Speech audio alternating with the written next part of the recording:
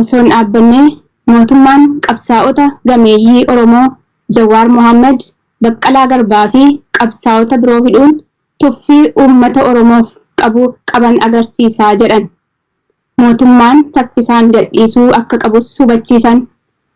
Haga mootummaan qabsaa'ota hidhaman gadhiisutti hiriirri mormii guutuu Oromiyaatti itti fufuu qabaa jedhan warri hiriira bahan. Oduu wal qabateen humnoonni nageenyaa mootummaa uummata irratti dhukaasa banuun magaalaa Amboo yeroo ammaa dirree waraanaa fakkaattii jedhu jiraattonni. Kanaan wal qabatee lubbuun namoota hedduus darbee jiraa jedhu. Egaa daawwattoota keenyaa haala biyya keessatti adeemaa jiru yeroo yeroon hordofnee kan isin biraan geenyu ta'a. Gabaasaa kan isinitti himee ani Lattuu Bishaan.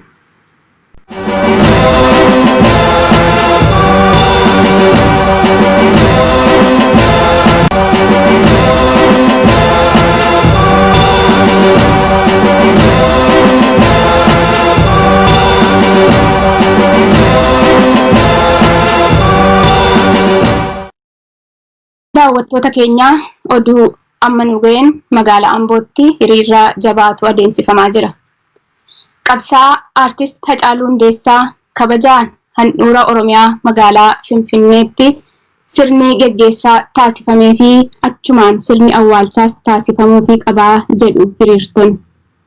Itti dabaluun mootummaan humnaan reeffa Hacaaluu Finfinnee baasuun dogoggora seenaatii jedhan. Kana qofaan osoo hin dhaabbanne mootummaan qabsaa'ota gameeyyii Oromoo Jawaar Mohaammed, Baqqalaa Garbaa fi qabsaa'ota biroo hidhuun tuffii uummata Oromoof qaban agarsiisaa jedhan. Mootummaan saffisaan gadhiisuu akka qabus hubachiisan. Haga mootummaan qabsaa'ota hidhaman gadhiisutti hiriirri mormii guutuu Oromiyaatti itti fufuu qabaa jedhan warri hiriira bahan. Oduu wal qabateen humnoonni nageenyaa mootummaa uummata irratti dhukaasa banuun magaalaa Amboo yeroo ammaa dirree waraanaa fakkaattii jedhu jiraattonni. Kanaan wal qabatee lubbuun namoota hedduus darbee jiraa jedhu. Egaa daawwattoota keenyaa haala biyya keessatti adeemaa jiru yeroo yeroon hordofnee kan isin biraan geenyu ta'a. Gabaasaa kan isinitti himee ani Lattuu Bishaan.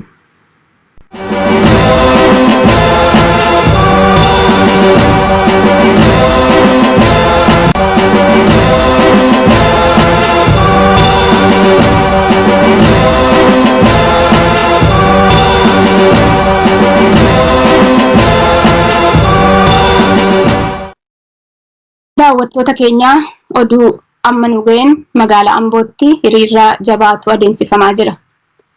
Qabsaa'aa aartist Hacaaluu Hundeessaa kabajaan handhuura Oromiyaa magaalaa Finfinneetti sirni geggeessaa taasifamee fi achumaan sirni awwaalchaas taasifamuu qabaa jedhu hiriirtonni. Itti dabaluun mootummaan humnaan reeffa Hacaaluu Finfinnee baasuun dogoggora seenaatii jedhan.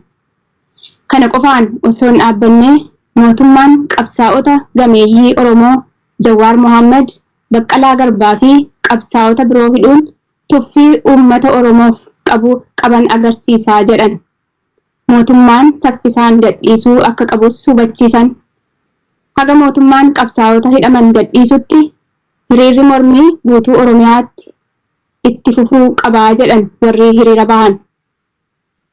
Oduu wal qabateen humnoonni nageenyaa mootummaa uummata irratti dhukaasa banuun magaalaa Amboo yeroo ammaa dirree waraanaa fakkaattii jedhu jiraattonni. Kanaan wal qabatee lubbuun namoota hedduus darbee jiraa jedhu. Egaa daawwattoota keenyaa haala biyya keessatti adeemaa jiru yeroo yeroon hordofnee kan isin biraan geenyu ta'a. Gabaasaa kan isinitti himee ani Lattuu Bishaan.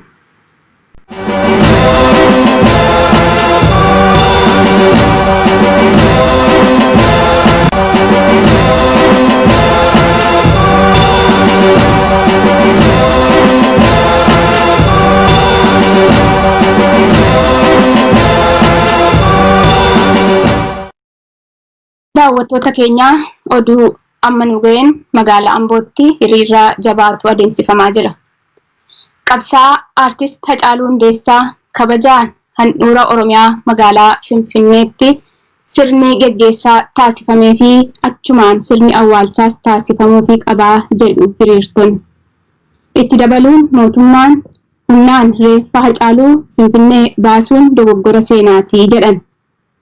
Kana qofaan osoo hin dhaabbanne mootummaan qabsaa'ota gameeyyii Oromoo Jawaar Mohaammed, Baqqalaa Garbaa fi qabsaa'ota biroo hidhuun tuffii uummata Oromoof qaban agarsiisaa jedhan. Mootummaan saffisaan gadhiisuu akka qabus hubachiisan. Haga mootummaan qabsaa'ota hidhaman gadhiisutti hiriirri mormii guutuu Oromiyaatti itti fufuu qabaa jedhan warri hiriira bahan. Oduu wal qabateen humnoonni nageenyaa mootummaa uummata irratti dhukaasa banuun magaalaa Amboo yeroo ammaa dirree waraanaa fakkaattii jedhu jiraattonni. Kanaan wal qabatee lubbuun namoota hedduus darbee jira jedhu. Egaa daawwattoota keenya haala biyya keessatti adeemaa jiru yeroo hiriira jabaatu adeemsifamaa jira. Qabsaa'aa aartist Hacaaluu Hundeessaa kabajaan handhuura Oromiyaa magaalaa Finfinneetti sirni geggeessaa taasifamee fi achumaan sirni awwaalchaas taasifamuufii qabaa jedhu hiriirtonni.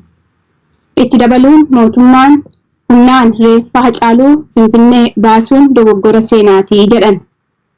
Kana qofaan osoo hin dhaabbanne mootummaan qabsaa'ota gameeyyii Oromoo Jawaar Mohaammed, Baqqalaa Garbaa fi qabsaa'ota biroo hidhuun tuffii uummata Oromoof qaban agarsiisaa jedhan. Mootummaan saffisaan gadhiisuu akka qabus hubachiisan. Haga mootummaan qabsaa'ota hidhaman gadhiisutti hiriirri mormii guutuu Oromiyaatti itti fufuu qabaa jedhan warri hiriira bahan. Oduu wal qabateen humnoonni nageenyaa mootummaa uummata irratti dhukaasa banuun magaalaa Amboo yeroo ammaa dirree waraanaa fakkaattii jedhu jiraattonni. Kanaan wal qabatee lubbuun namoota hedduus darbee jira jedhu. Egaa daawwattoota keenya haala biyya keessatti adeemaa jiru yeroon hordofnee kan isin biraan geenyu ta'a. Gabaasaa kan isinitti himee ani Lattuu Bushan.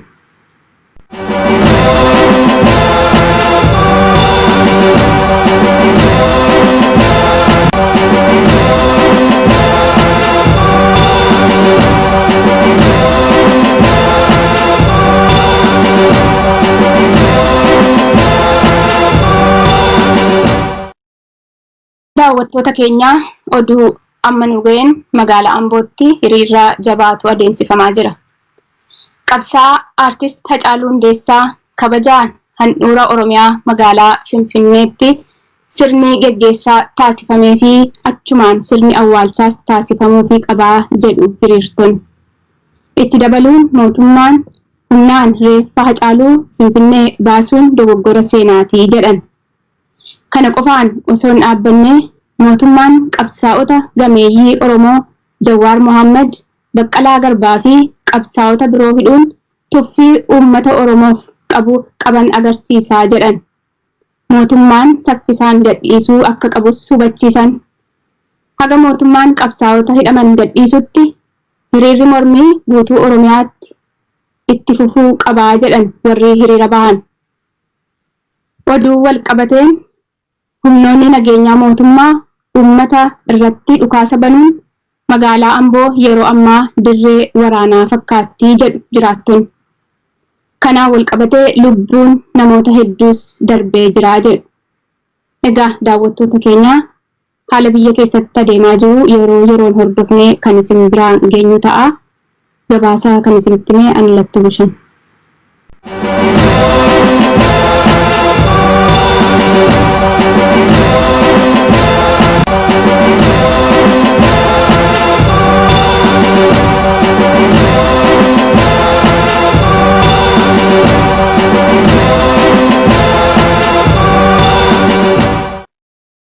Daawwattoota keenya oduu amma nu ga'een magaalaa Ambootti hiriira jabaatu adeemsifamaa jira.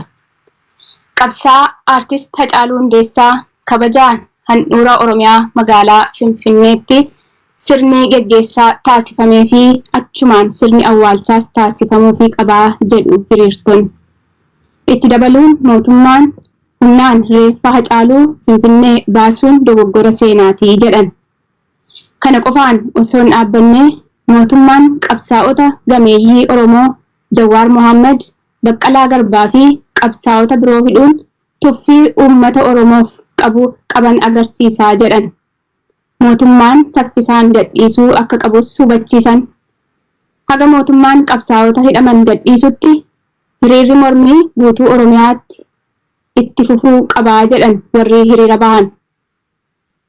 Oduu wal qabateen humnoonni nageenyaa mootummaa uummata irratti dhukaasa banuun magaalaa Amboo yeroo ammaa dirree waraanaa fakkaattii jedhu jiraattonni.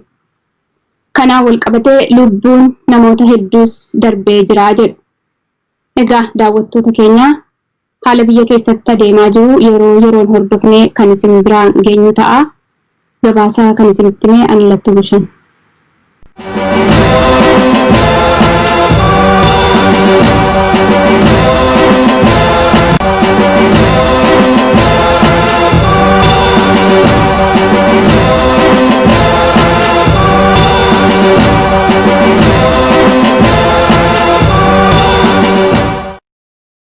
Daawwattoota keenya oduu amma nu ga'een magaalaa Ambootti hiriira jabaatu adeemsifamaa jira. Qabsaa'aa aartist Hacaaluu Hundeessaa kabajaan handhuura Oromiyaa magaalaa Finfinneetti sirni gaggeessaa taasifamee fi achumaan sirni awwaalchaas taasifamuufii qabaa jedhu hiriirtonni. Itti dabaluun mootummaan humnaan reeffa Hacaaluu Finfinnee baasuun dogoggora seenaatii jedhan. Kana qofaan osoo hin dhaabbanne mootummaan qabsaa'ota gameeyyii Oromoo Jawaar Mohaammed, Baqqalaa Garbaa fi qabsaa'ota biroo hidhuun tuffii uummata Oromoof qaban agarsiisaa jedhan. Mootummaan saffisaan gadhiisuu akka qabus hubachiisan. Haga mootummaan qabsaa'ota hidhaman gadhiisutti hiriirri mormii guutuu Oromiyaatti itti fufuu qabaa jedhan warri hiriira bahan. Oduu wal qabateen humnoonni nageenyaa mootummaa uummata irratti dhukaasa banuun magaalaa Amboo yeroo ammaa dirree waraanaa fakkaattii jedhu jiraattonni. Kanaan wal qabatee lubbuun namoota hedduu